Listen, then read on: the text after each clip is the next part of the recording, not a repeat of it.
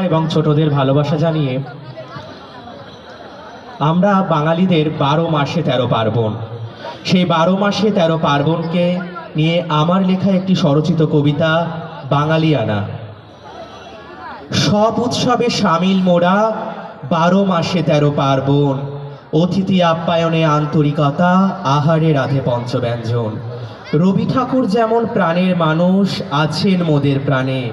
নজরুলের সৃষ্টিতে অভিভূত মোরা, বিহল্য তার গানে। যে জাতির কাছে ফুটবল সেরা, আছে ইস্ট বেঙ্গল মোহনবাগান লড়াই। বাঙাল ঘটি কেই বা সেরা, করছে নিজেরা নিজেদের বড়াই। বাঙালরাও কখনো চিংড়িতে মজেন, ইলিশ ভাপা থাকে ঘটির পাতে। আদতে আমরা বাঙালি সবাই বেঁচে থাকি মাছে ভাতে।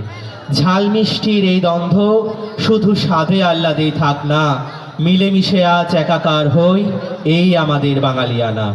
মিলেমিশে আজ একাকার হই, এই আমাদের বাঙালিয়ানা। নমস্কার। এখনো যারা হাওড়া জেলার বালি বই মেলায় আসেননি, তারা সকলে আসুন, বই কিনুন, বই পড়ুন এবং বই উপহার দিন। একদম সঠিক বার্তা। তারক মিত্রকে ধন্যবাদ। বাঙালিয়ানা নিয়ে কথা